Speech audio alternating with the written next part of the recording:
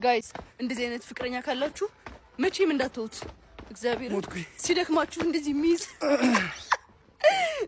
እንደዚህ ሚዝ የሚያቀብጣችሁ ባል የትም አይገኝም። እኔ በቃ I love you my boy። አይዞሽ በርታ ደርሰሃል። ማርያም ቀብጬበት እኮ ነው እንደዚህ ያዘኝ ብዬው እኔ ያላንተ መቼ ያምርብኛል ህይወት ባዶ ይመርብኛል። ቤታችን ደርሰናል Thank you baby girl baby boy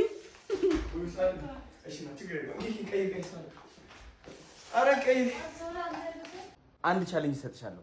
እግዚአብሔርን ነው የምልሽ። እዚች ጋር ከቆምሽ ለ2 ደቂቃ ማርያምን አሁኑኑ 50,000 ብር ትራንስፈር አድርግልሻለሁ። ለ2 ደቂቃ? አዎ ለ2 ደቂቃ መቆም ሳይሆን እንደዚህ እንደዚህ ለ2 ደቂቃ ታረግሻል። እግዚአብሔርን 50,000 ብር አሁኑኑ ትራንስፈር አድርግልሻለሁ። ዙሪ ወደ ፀሐይ አያት ሱሪ ወደ ፀሐይ ወደዚህ ብለሽ በቃ መቆም ብቻ። እዛ ነጫማሽ ታወጣልሽ። ነይ ጫማዬን አውጥቼ ነው እንዴ? አው ደፋር ነይ አይዞሽ ነይ። 50,000 ብር እኮ ነው ቀለኛ 50,000 ብር ሲያምር ደግሞ እግርሽ ስማ ብስኩት ስማ እንደሚያቃጥል ታውቃታለህ። በባዶ እግር በተታቃለ መሰለኝ። ለላግዝ ነይ አውጪ 50,000 ብር አሁን 50,000 ብር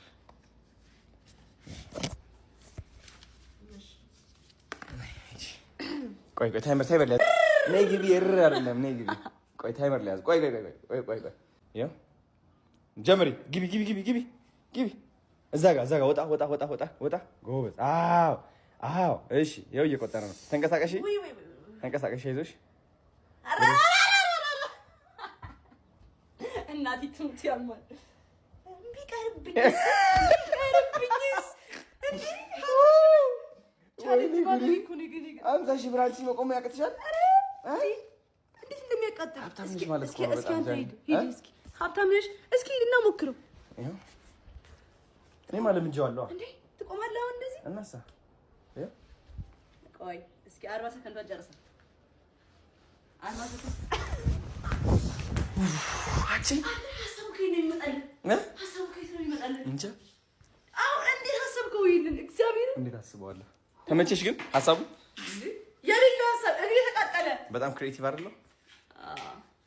ክሬቲቭ ማለት ክሬቲቭ ስለሆንኩኝ አሁን ጃኒት ትስመኛለች። እንዋጋ በለው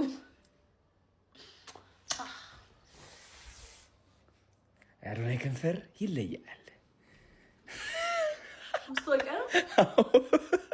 ያዶናይ ከንፈር ይለያል። አማረብሽ ዛሬ ደግሞ በጣም ነው የሚያምረው። ይሄ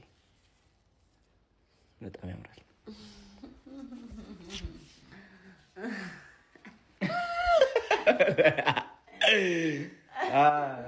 ቻው በቃ። ሰይጣን ኢትዮጵያን በጣም እንደሚወዳት ታውቃላችሁ? እህቴ ሰይጣን አንቺ በጣም ይወድሻል። ወንድሜ ሰይጣን አንተ በጣም ይወድሃል። እግዚአብሔር የሚወደው ሁሉ ሰይጣን እንደሚወድ ታውቃላችሁ? እግዚአብሔር የወደደውና ያፈቀረው ሁሉ ሰይጣን መፈታተን ይፈልጋል። ሰይጣን የኛ ፈተና እንደሆነ ታውቃላችሁ? ባይዘው ሰይጣን እናንተ እንደምታስቡት ቀንድ አውጥቶ ምናምን መጥቶ እናንተ ለመብላት የሚመጣ አይደለም። ከዛ በላይ የሚበላችሁ ሌላ ድምጽ አለ። ያ ድምጽ ደግሞ የእናንተ ድምጽ ይመስላል። አይምሯችሁ ውስጥ ሆኖ ራሳችሁ እንድትጠሉ የሚያረጋችሁ ድምጽ፣ ተስፋ እንድትቆርጡ የሚያረጋችሁ ድምጽ፣ ህይወታችሁ ለምልሞ እያለ እንደሞተ እንዲመስላችሁ የሚያሳምናችሁ ድምጽ አለ እኮ። ታውቁታላችሁ? ያ ድምጽ አይምሯችሁ ነው። እናንተን ይመስላል። ድምጹ የእናንተ ነው። እኔ ነው ብለ ታስባላችሁ። ያ ድምጽ እኔ ነኝ፣ ግን እናንተ አይደላችሁ። የሚያወድቃችሁ ድምጽ እናንተ አይደለም። የሚያሳንሳችሁ ድምጽ እናንተ አይደለም። ለራሳችሁ ፍቅር እንድታጡ የሚያረጋችሁ ድምጽ እናንተ አይደለም። ማን ነው እሱ? ሰይጣን ይባላል። ሰይጣን ከእናንተ ምንድነው የሚፈልገው? ሰይጣን ከእናንተ የሚፈልገው ጭንቀታችሁን ነው፣ ሐዘናችሁን ነው፣ ተስፋ መቁረጣችሁን ነው። እግዚአብሔር ከእናንተ ምንድነው የሚፈልገው? ፍቅር ነው የሚፈልገው፣ ይውህና ነው የሚፈልገው። ለሰው ብቻ ሳይሆን ለራሳችሁ ተስፋን ነው የሚፈልገው፣ በረከትን ነው የሚፈልገው። አያችሁ፣ እነዚህ ሁለት ነገሮች ተቃራኒ ናቸው። እግዚአብሔር የሚፈልገው አለ፣ ሰይጣን የሚፈልገው አለ። የእግዚአብሔር ምግቡ የእናንተ መለወጥና የእናንተ መባረክ ነው። የሰይጣን ምግቡ ደግሞ የእናንተ መውደቅና መሞት። የመጨረሻ የሰይጣን ምግቡ እናንተ ከዚህ ህይወት እንድትለዩለት ነው። ያ የሰይጣን ዋነኛው እራቱ ነው። ልንገራችሁ፣ ሰይጣን በጣም ይወደኝ ነበር ነው። ሁሌም አይምሮዬ ላይ የመጣ ተስፋ ያስቆርጠኝና እንደማይሳካልኝ ይነግረኝ ነበር። ያሳንሰኝ ነበር፣ ፍቅር እንደማይገባኝ፣ ህይወት እንደማይኖረኝ። አያችሁ። ከዛ ግን አንድ ቀን ራሴን ጥያቄ ጠየቅኩኝ። ለምንድነው እንደዚህ ብዬ ማስበው? ለምንድነው እኔ አይሳካልኝም ብዬ ማስበው?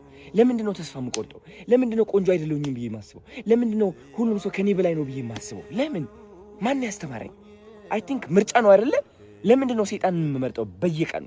ለምንድነው ሰይጣን መምረጥ ቀላል የሆነው? ሰይጣን መምረጥ ቀላል የሆነው because ዓለማዊ ህይወት ላይ ከኛ ጋር ጥብቅ ብሎ ስላለ፣ እኛም ደግሞ ከምታስቡት በላይ ከዓለማዊ ህይወት ስለራቅን የሰይጣን ድምጽ ቀርቦ ይሰማናል። ለዛም ነው ሁሌም ከመንፈሳዊ ህይወታችሁ ጥብቅ በሉ፣ ከእግዚአብሔር ጥብቅ በሉ ምላችሁ። ከእግዚአብሔር ጋር ጥብቅ ባላችሁ ቁጥር የሰይጣን ድምጽ እየራቃችሁ ይመጣል። የማን ድምጽ ሰማላችሁ? የእግዚአብሔር ድምጽ። በየቀኑ ሰው እኮ ናችሁ። ባይዘው ሰው ስለሆናችሁ በየቀኑ የእግዚአብሔር ድምጽ ላትሰሙ ትችላላችሁ። እዚህ ዓለም ላይ ከኛ ጋር ሰይጣን ስላለ ሁሌም መጥቶ ሊፈታተናችሁ ይችላል። በእርግጠኝነት ግን በእግዚአብሔር ተማምነን ከእግዚአብሔር ጋር ከተቀራረብን የእግዚአብሔር መንፈስ እኛ ላይ ካረፈ የሰይጣን ድምጽ ይርቀናል። ሊቋቋምም አይችልም፣ አይፈልገንም፣ አይችለንም። መፍራት የሚባል ነገር የለም። ማንም ሰው ምንም ሊያደርገን አይችልም። ማንም ሰይጣን መጥቶ ሊቀርበን አይችልም። ከዚች ማለፍ አይችልም። መወሰንም እንችላለን። የምንወስነው ግን እግዚአብሔርን የመረጥን ቀን ነው። የምንወስነው አላህን የመረጥን ቀን ነው። በየሃይማኖታችን ከመንፈሳችን መጣበቅን ስንመርጥ ህይወታችን በቅጽበት ይቀየራል። ተስፋችን እንደገና ይመለሳል። በረከታችን ይመጣልናል በእጥፍ ሆኖ ማለት ነው። እወዳችኋለሁ። እግዚአብሔር የሚወደው ሁሉ ሰይጣንም ይወደዋል።